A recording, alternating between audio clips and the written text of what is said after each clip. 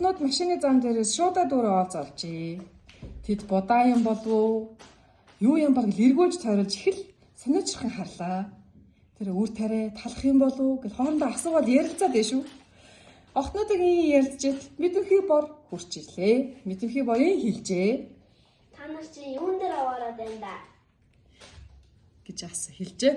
Охтнууд ингээд хоорондоо ярилцаад ярьж ахцаар энэ бол борцог гэж хэлж гинэ. За, өргөжлүүлээ, хотлон өргөжлүүлээ. Наад чинь бол борцог байна.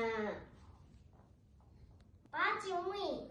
Борцог гэдэг нь маш гоё амттай бас маш гоё үнэртэй гэд боддоо. Нэг борцог идэхэд 7 хоногийн үл дагдаг гэд боддоо. Нэглээ. Борцог ч ургамал юм уу? Үгүй ээ.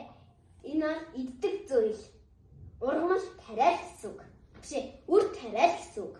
За, дахиад үр тариал гэж хэсэг үг гэж хаж биш хэлээр байж байгаа. Үр тариал гэсэн юм.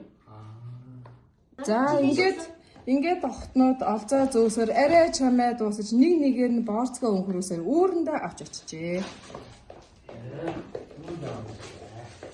За, ингээд сүүлийн борцгийг өнхрүүлэн хурж оруулсны дараа маргааш нь херон унжээ.